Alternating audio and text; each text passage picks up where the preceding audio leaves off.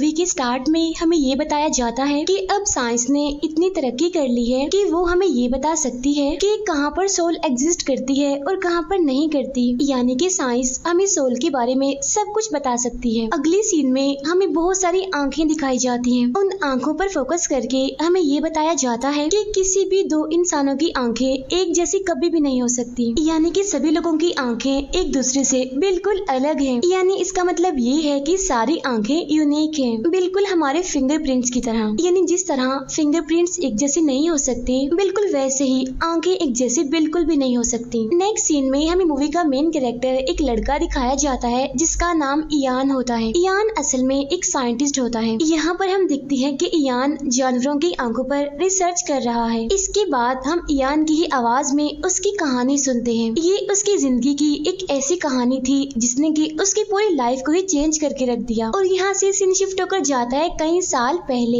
यानी जब Ian college में पढ़ता था।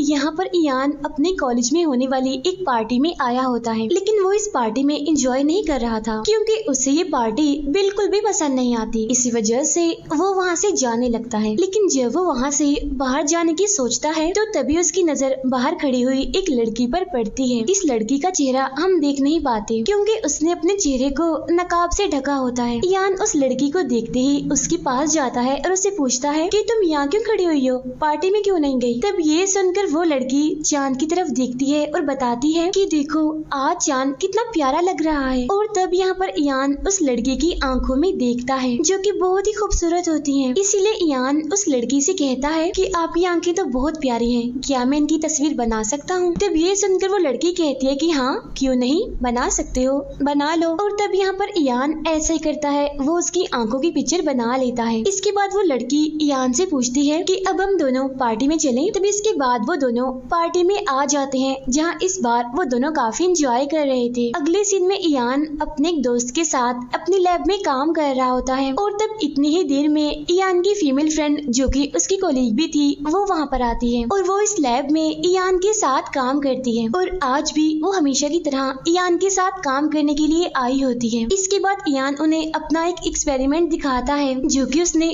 चूहों की आंखों पर किया था। तब ये देखकर इयान की कोलीग उससे काफी इम्प्रेस होती है। फिर अगले ही सीन में हम इयान को उसके घर पर देखते हैं जो रात के टाइम उस लड़की की आंखों की तस्वीर देख रहा था, यानी वही नकाब वाली लड़की जो कि उसे पार्टी में मिली थी। तब उसकी आंख को देखते देखते इयान सो जाता है। अगली सुबह इयान अपनी लैब में जाने के लिए एक बस में जाता है, लेकिन फिर किसी वजह से वो रास्ते में ही बस से उतर जाता है। लेकिन तभी उसकी नजर सामने एक बिल बोर्ड पर पड़ती है जिसमें उसी लड़की की आंखें बनी होती हैं, यानी जिससे वो पार्टी में मिला था, जिसकी तस्वीर भी उसने बनाई थी। यहाँ पर इयान को ये बात पता चल जाती है कि असल में ये लड़की एक मॉडल है। इसके बाद इयान अपनी लैब आकर उस मॉडल यानी कि उस लड़की के बारे में सर्च करता है कि उस लड़की का नाम सोफी है जो एक काफी खूबसूरत मॉडल है। इसके बाद हम इयान को एक ट्रेन में देखते हैं जहाँ उसे ट्रेन में वही मॉडल यानी कि सोफी दिखाई देती है जो कि इयान से कुछ दूरी पर ही बैठी होती है। फिर इयान अपनी जगह से उठता है और सोफी के पास जाकर बैठ जाता है और जब सोफी इयान को देखती है तो वो भी उसे पहचान लेती है, लेकिन इसके बावजूद भी वो कोई रिएक्ट नहीं करती,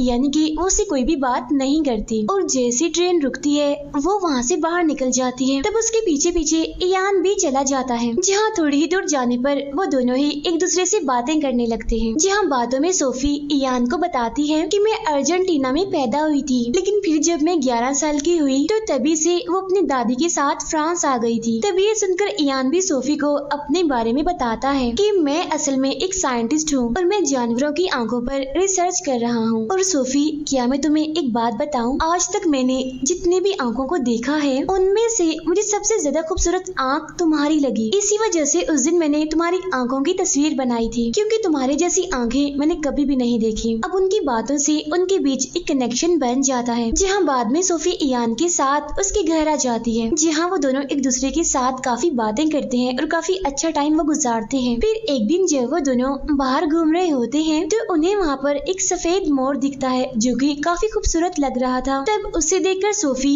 इयान को बताती है कि इंडियन कल्चर में सफेद मोर को सोल का सिंबल कहा गया है, यानी कि जहाँ पर भी सफेद मोर होगा वहाँ आसपास जरूर कोई ना कोई सोल होगी। तब ये सुनकर इयान उस मोर के बारे में साइंटिफिक फैक्ट्स बताने लगता है और इस बात से हम ये समझ पाते हैं कि वो दोनों एक दूसरे के बिल्कुल ऑपोजिट हैं, यानी कि बिल्कुल अलग अलग हैं। वो यहीं पर हम देखते हैं कि इयान अब सोफी के घर पर ही रहने लगा है उसके साथ, जहाँ पर सोफी इयान को अपने पेरेंट्स की तस्वीर दिखाती है। अब उसके पेरेंट्स की तस्वीर को देखकर इयान भी उदास हो जाता है, क्योंकि उनकी तस्वीर को देखकर उसे अपने पेरेंट्स की याद आने लगती है। इसी वजह से वो खुद को संभालते हुए वहाँ से चला जाता है। यही हम सोफी के घर में एक मूर्ति को भी देखते हैं, और ये मूर्ति भी इंडिया से बिलोंग करती थी। और अब ये देखकर हम ये समझ पाते हैं कि सोफी को इंडियन कल्चर से काफी लगाव है, वो इंडियन कल्चर को काफी पसंद करती है। अगले दिन हम इयान और उसकी कोलीग को देखते हैं, जो कि अपने लैब में एक एक्सपेरिमेंट पर काम कर रहे थे, जिसमें एक कीड़ा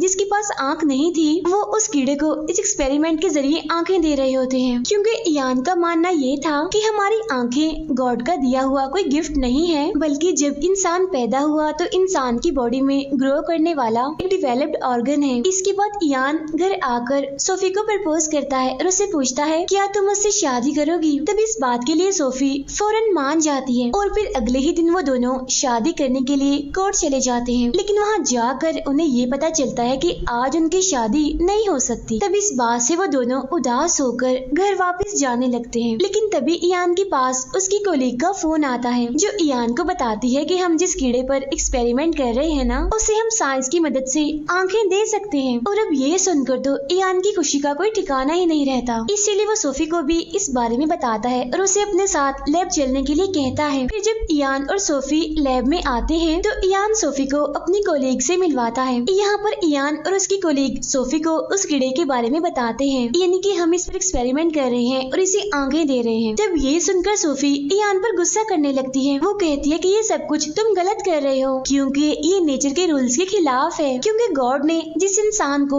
जैसा बना दिया, अगर हम उसके साथ छेड़छाड़ करेंगे तो ये हमारे लिए भी गलत होगा और उसके लिए भी, जिसको हम बदलने की कोशिश कर रहे हैं। तब ये सुनकर इयान उसे साइंटिफिक फैक्ट्स बताता है और काफी समझाता भी है। लेकिन तभी अचानक से सोफी के हाथों से एसिड गिर जाता है, जिसके कुछ छींटे इयान की आंखों में भी चले जाते हैं, जिससे उसे काफी दर्द होने लगती है, क्योंकि उसकी आंखें बुरी तरह से जलने लगती हैं। तब ये देखकर सोफी काफी घबरा जाती है और वो फौरन से ही इयान की कोलीग को बुलाती है, जो आते ही इयान की आंखों में दवाई डालती है, जिससे उस एसिड का असर आहिस्ता आहिस्ता खत्म होने लगता है। और इसके बाद इयान और सोफी अपने घर आ जाते हैं, जहाँ वो लिफ्ट के जरिए अपने रूम में जा ही रहे होते हैं। तो तभी अचानक से रास्ते में लिफ्ट की एक तार टूट जाती है, जिससे वो लिफ्ट वहीं पर ही रुक जाती है। तब ये देखकर सोफी काफी डर जाती है और घबरा भी जाती है, और इसी वजह से वो रोने लगती है। लेकिन इयान यहाँ पर किसी तरह उस लिफ्ट का दरवाजा खोलता है और वहाँ से बाहर निकलता है। लेकिन इससे पहले कि वो सोफी को उस लिफ्ट से निकाल पाता, तो वो लिफ्ट नीचे की तरफ जाने लगती है, जिसमें सोफी बुरी तरह फंस जाती है और इसी वजह से उसकी यहीं पर ही मौत हो जाती है। अब ये देखकर इयान काफी दुखी हो जाता है और गहरे सदमे में वो चला जाता है। अब यहाँ पर हम देखते हैं कि सोफी ने इयान को बताया था कि जब मैं मरूंगी तो मुझे दफनाना नहीं बल्कि मुझे जला देना। इसीलिए अब इयान ऐसा ही करता है, वो उसकी डेड बॉडी को जलाकर उसकी बोन्स को चर्च के पीछे दफना देता है। सोफी को खोने की वजह से इयान इतना डिप्रेशन में चला जाता है कि वो नशे करने लगता है, ड्रग एडिक्ट बन जाता है। फिर एक दिन उसके पास उसकी कोलीग की कॉल आती है, जो इयान से कहती है कि मैं तुम्हारे घर आ रही हूँ। घर आकर वो इयान को वही कीड़ा दिखाती है जिस पर वो एक्सपेरिमेंट कर रहे थे, जहाँ उनका एक्सपेरिमेंट कामयाब भी रहा, क्योंकि अब वो कीड़ा देख सकता था। लेकिन उस कीड़े को देखकर इयान को सोफी की याद आने लगती है। वो इतना दुखी हो जाता है कि अपनी कोलीग के गले लगकर वो रोने लगता है। इसके बाद हमें मूवी में 7 साल बाद का टाइम दिखाया जाता है, जहाँ हम इयान को टीवी इंटरव्यू में देखते हैं, जिसमें वो बताता है कि किस तरह मैंने उस कीड़े को आंख देकर नेचर के रूल को बदल दिया। अगले सीन में हम इयान, उसके दोस्त और उसकी कोलीग को डिनर करते हुए देखते हैं, जहां हमें पता चलता है कि इयान की कोलीग की इयान की फ्रेंड के साथ ही शादी हो गई है, जहां अब उन दोनों का बेबी होने वाला है और कुछ दिन के बाद उनका एक बेटा पैदा होता है, जहां पर एक नर्स उस बच्चे की आंखों का आइरिस स्कैन करता है, जिसके जरिए उन्हें पता चलता है कि इस बच्चे की आंखें एक आदमी से मिलती हैं जो कि आर्मी मैन है। लेकिन इस बात को कोई भी सीरियस नहीं लेता और इस बात को ये कहकर टाल दिया जाता है कि शायद शायद कंप्यूटर खराब है, उसमें कोई ग्लिच आ गई है। फिर कुछ सालों बाद जब वो बच्चा थोड़ा बड़ा हो जाता है तो इयान के पास एक डॉक्टर की कॉल आती है जो उसे कहती है कि हम उस बच्चे पर कुछ टेस्ट करना चाहते हैं। और तब इसके लिए इयान और उसकी कोलीग उस बच्चे को लेकर हॉस्पिटल पहुंच जाते हैं, जहां उस बच्चे को 2 डॉग्स की तस्वीरें दिखाई जाती हैं। तब उन डॉग्स में से वो बच्चा एक को सिलेक्ट करता है। इसके बाद उस बच्चे को 2 फीमेल्स की तस्वीरें दिखाई जाती हैं और उनमें से भी वो एक को सिलेक्ट करता है। उस तस्वीर को सिलेक्ट करते ही वो बच्चा रोने लगता है और तब उनका ये एक्सपेरिमेंट यहीं पर ही खत्म हो जाता है। जिसके बाद ये लोग अब वापस घर आ जाते हैं। घर आने के बाद वो उस आदमी के बारे में पता लगवाने लगते हैं, यानी जिसकी आंखें उस बच्चे से मिलती थी हूबहू, जिससे इयान को ये पता चलता है कि वो आदमी रहता कहाँ है। इसीलिए अब इयान भी उस जगह पर पहुंच जाता है। वो एक शॉप में जाता है और उस आदमी के बारे में वो पूछने लगता है। और तब यहाँ पर आने के बाद इयान को ये बात पता चलती है कि उस आदमी को तो मरे हुए काफी साल हो गए हैं। और अब यहाँ पर इयान उस आदमी के घर का पता लेकर उसके घर जाने लगता है, जहाँ उसे रास्ते में वही डॉग दिखाई देता है जिसकी तस्वीर को उस बच्चे ने चूज किया था। साथ ही साथ उसे वो लेडी भी दिखती है जिसे देखकर वो बच्चा रोने लगा था। असल में ये औरत उस आदमी यानी कि आर्मी मैन की वाइफ है। अब इस सब के बाद इयान वापिस से अपनी कोलीग के पास आ जाता है, जहाँ वो उसे सारी बात बताता है। इसके बाद इयान अपने दोस्त को घर बुलाकर उसे सोफी की आंखों की तस्वीरें देता है और वो उसे इन तस्वीरों का आईरिस स्कैन करने के लिए कहता है। तब इस पर इयान का दोस्त ऐसे ही करता है, यानी वो सोफी की आंखों का आईरिस स्कैन करने लगता है, जिसके जरिए उसे ये पता चलता है कि 3 महीने पहले ही किसी आदमी का आईरिस स्कैन बिल्कुल सोफी की तरह ही पाया गया है और वो आदमी इंडिया से है। तब ये देखकर इयान की कोलीग उसे इंडिया जाने के लिए कहती है। तब यहाँ पर इयान अपनी कोलीग को बताता है कि सोफी हमेशा ही मुझसे इंडिया की बातें करती रहती थी, साथ ही साथ उसे वहाँ के कल्चर से काफी लगाव भी था। और इसके बाद इयान इंडिया जाने के लिए निकल पड़ता है और दिल्ली आकर वो सीधा उसी जगह पर जाता है जहाँ पर उस आदमी का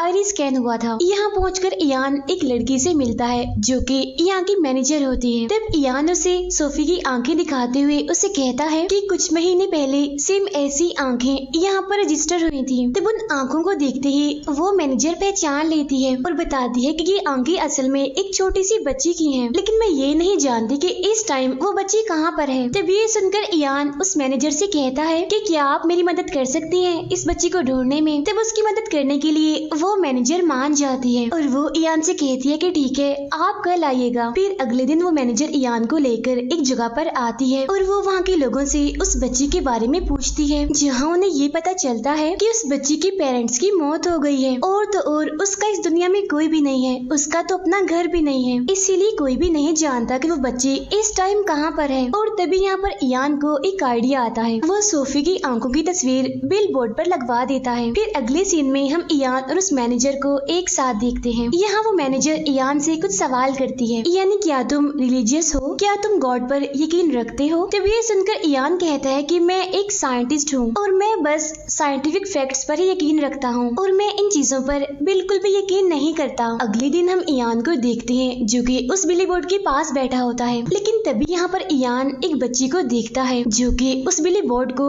बड़े ही गौर से देख रही होती है। और जैसे इयान उस बच्ची की आंखें देखता है तो वो इसे पहचान लेता है कि असल में ये बच्ची कोई और नहीं बल्कि वही है जिसे वो ढूंढ रहा है। तब इयान उसके पास जाता है और उससे कुछ बातें करने लगता है। इसके बाद वो उसे अपने साथ ही ले जाता है, जहाँ इयान अपनी कोलीग के साथ मिलकर इस बच्ची पर एक्सपेरिमेंट करने लगता है, जिसमें वो इस बच्ची को कुछ तस्वीरें दिखाता है और इन सारी तस्वीरों का ताल्लुक सोफी से था, जिसमें सारे सवालों का जवाब वो बच्ची बिल्कुल ठीक देती है। और फिर बाद में इयान उस बच्ची को 3 लड़कियों की तस्वीरें दिखाता है और उनमें एक तस्वीर सोफी की भी थी। उन तस्वीरों में से वो बच्ची सोफी को ही चूज करती है और तब यहाँ ये कंफर्म हो जाता है कि असल में इस बच्ची का जो पिछला रूप था, जिसका पिछला जन्म था, वो असल में सोफी का ही था। लेकिन इसके बावजूद भी इयान को इस बात पर यकीन नहीं आता और अब यहाँ पर इयान और वो बच्ची नीचे जाने लगते हैं, लेकिन जैसे लिफ्ट खुलती है तो वो बच्ची काफी डर जाती है और इयान को जोर से पकड़ लेती है और रोने लगती है। और तब ये देखकर इयान को याद आता है कि सोफी की मौत लिफ्ट की वजह से ही हुई थी